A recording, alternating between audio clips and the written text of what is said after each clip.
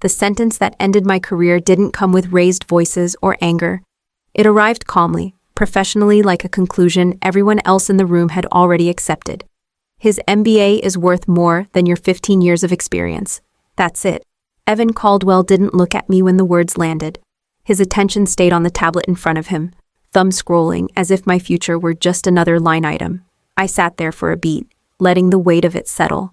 So that's the explanation, I said quietly. He nodded once. It's company direction.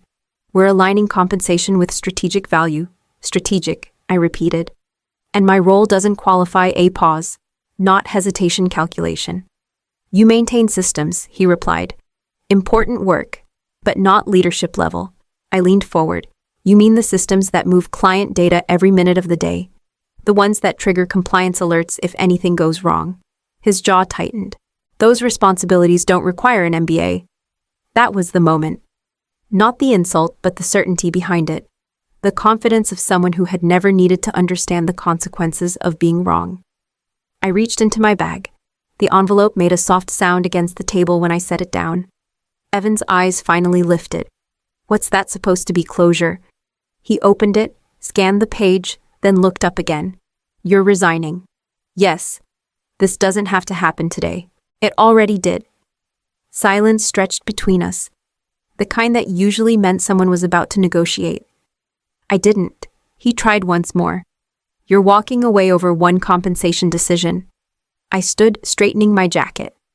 I'm walking away because this decision tells me exactly how you measure value. That's a mistake. No, I said. It's clarity. I didn't wait for a response. There was nothing left to hear. The story you're about to hear is a fictional work created by the writing team at Revenge AITA. While the events and characters are imagined, each story explores a different truth about power, respect, and consequence.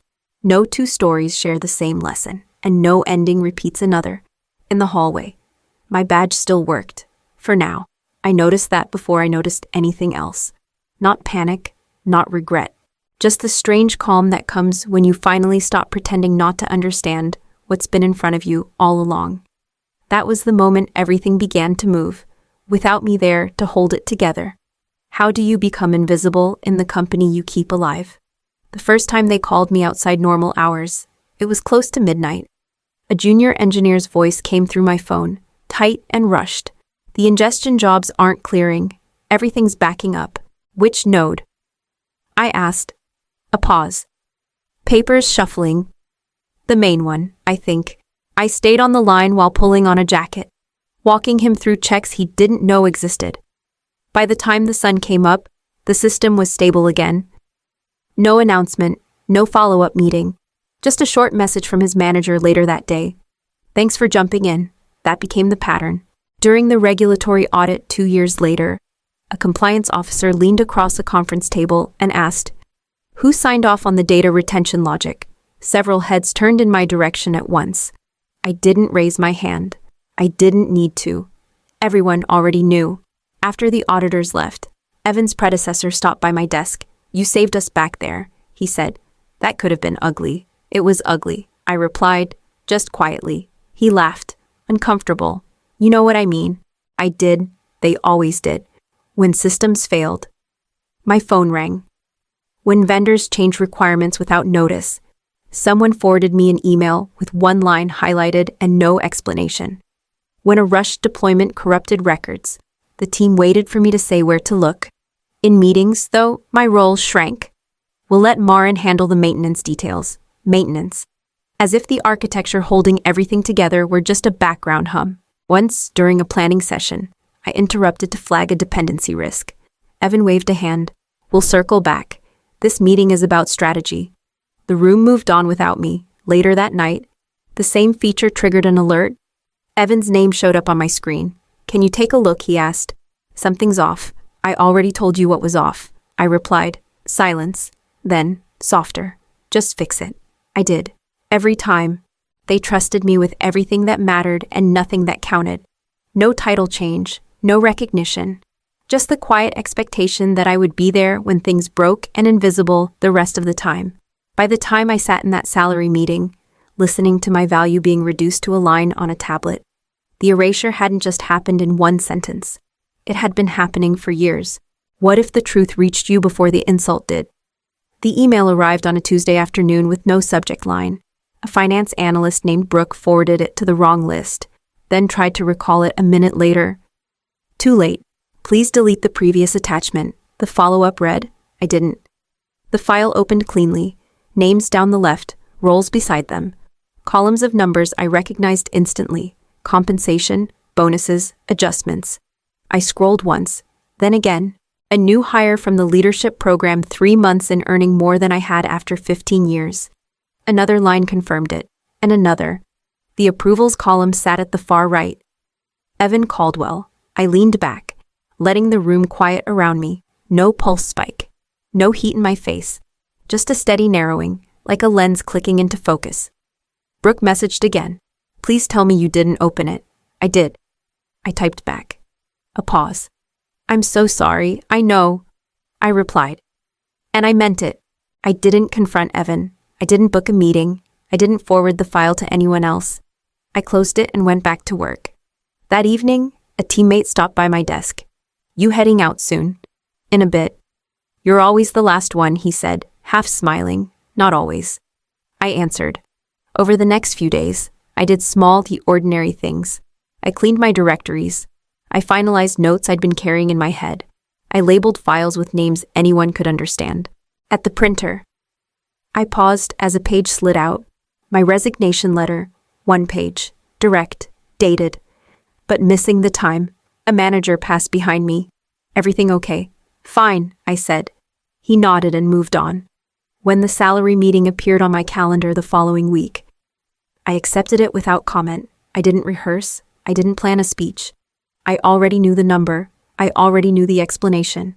That meeting wasn't a negotiation waiting to happen. It was a formality, a confirmation. The decision had been made weeks earlier, in a spreadsheet I was never meant to see. What does power feel like when you stop asking to be seen?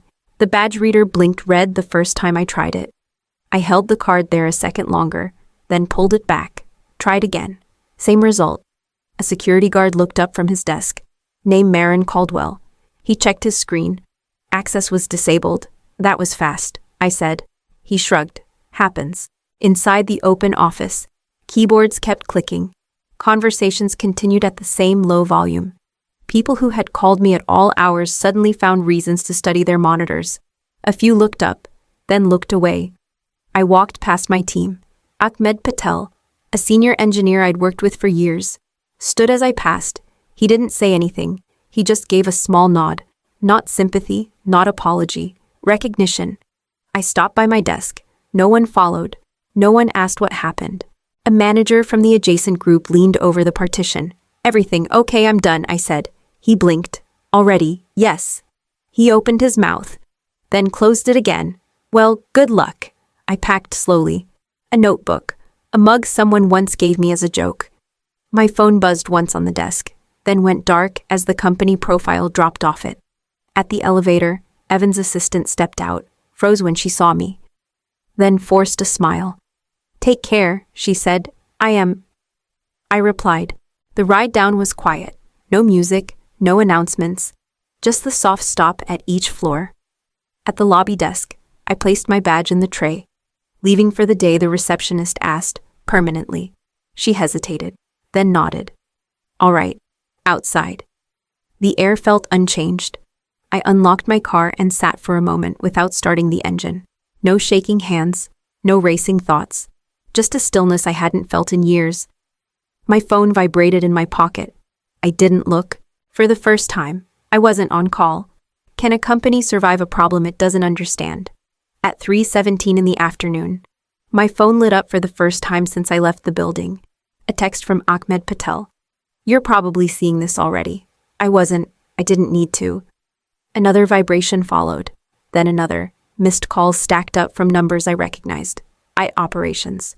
Platform reliability. Someone from finance who had never contacted me directly before. Ahmed called again. I answered this time.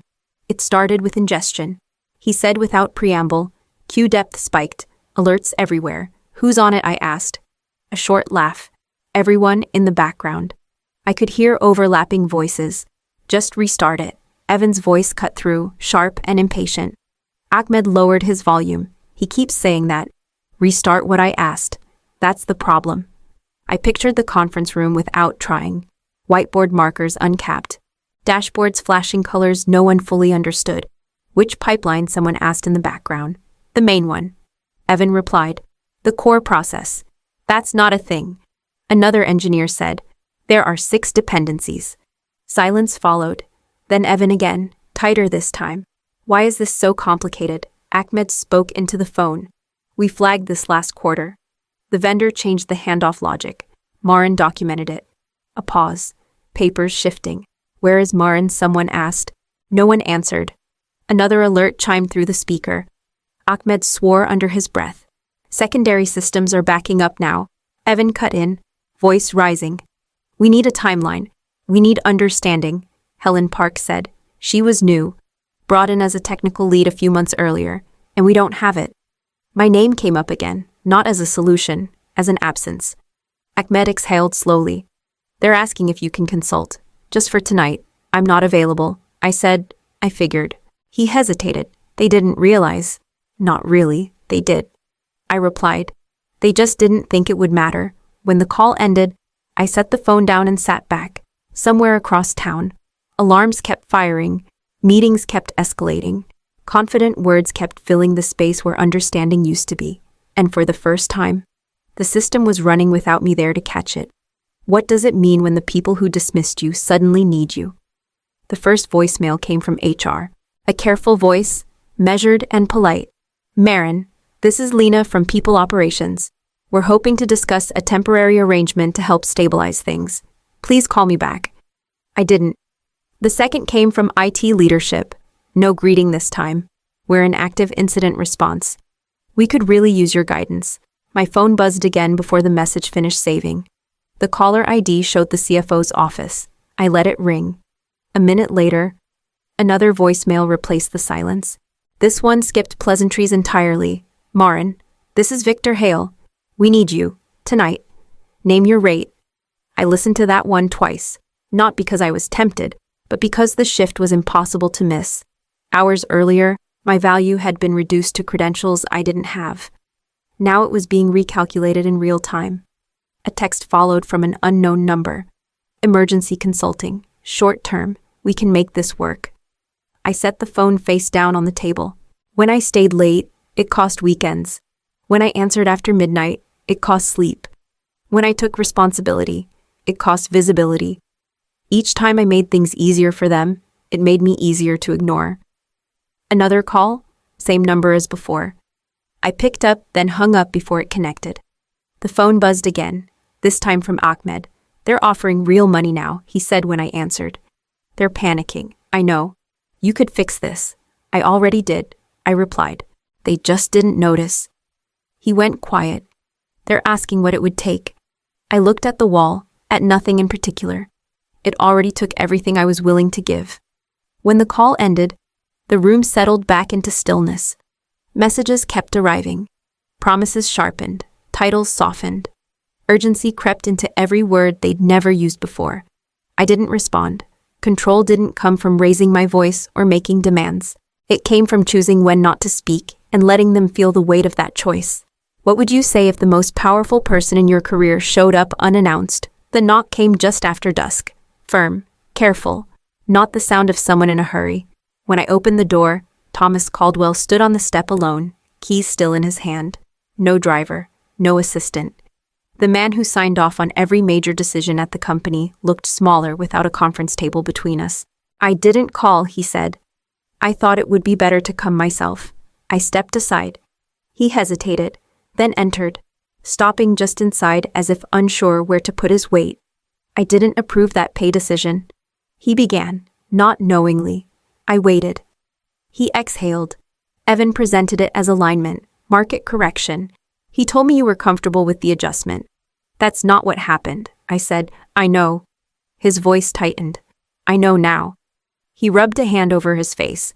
The approvals went through his office. He controlled the data, the narrative, so you trusted him. I replied. I trusted the system, he said, then corrected himself. I trusted my son. Silence settled. He didn't fill it. They're telling me the core pipeline is unstable, he continued. That it was always fragile. It wasn't fragile, I said. It was maintained. He nodded slowly, as if each word carried weight. They asked if you'd come back, even temporarily. I won't. I'm not here to negotiate, he said quickly. I'm here to understand what I missed. I met his eyes. You missed what happens when experience gets relabeled as overhead. His shoulders dropped a fraction. I failed you. You failed the company, I replied. I just happened to be standing there when it broke. He swallowed. What do you want? I didn't answer right away. Not because I needed time, but because this wasn't about what I wanted. This isn't something you fix with an offer, I said. It's something you fix by changing who gets to decide value. He nodded once.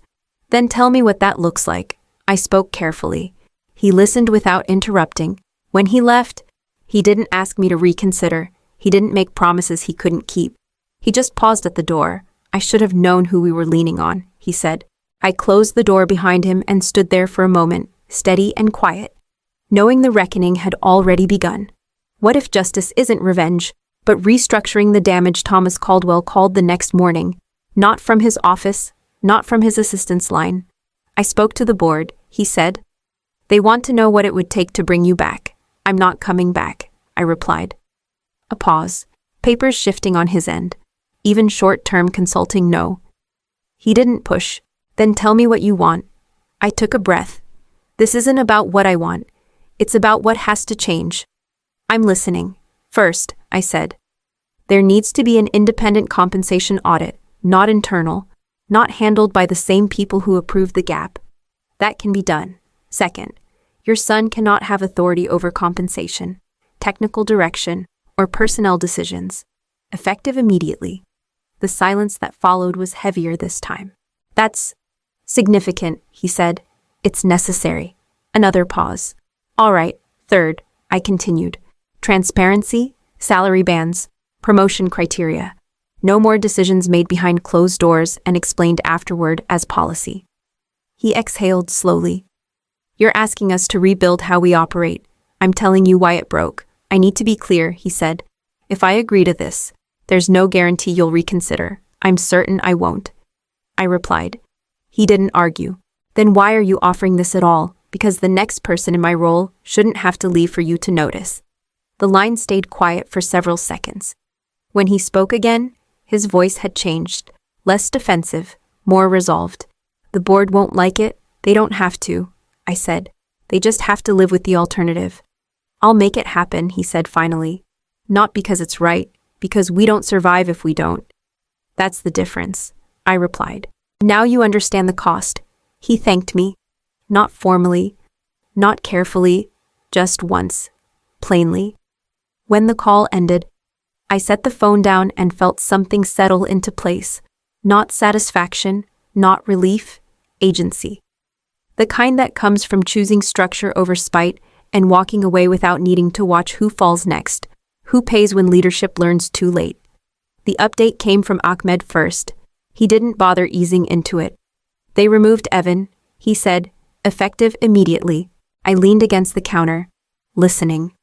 Board decision, I asked. Unanimous, he replied. They said concentration of authority without accountability put the company at risk. And now, a breath on the line. Now everyone's being asked questions they don't like. He told me about the emergency board sessions that stretched late into the night, about the external consultants brought in to review decisions that had once been waved through with confidence, about project timelines quietly pushed back because no one wanted to sign off on systems they didn't understand. Our biggest client paused renewals, he added. They want assurances. I'm not surprised, I said. A few days later, Thomas Caldwell emailed, no subject line, just a short message. We're implementing the audit this week. Evan is no longer involved in operations. I wanted you to hear it directly. I read it once and closed the laptop. My first day at the new company didn't come with fanfare. A small conference room, 3 engineers, a manager who started the meeting by asking, "What do you need from us to do your best work?" I answered without thinking. Clarity, he nodded. That's reasonable. Later, while reviewing architecture plans, one of the engineers looked over and said, "I've read your work. We're glad you're here. No qualifiers, no explanations." That evening, Ahmed called again. They're still talking about you, he said, not in a good way. More like regret. I'm not interested in being a lesson, I replied.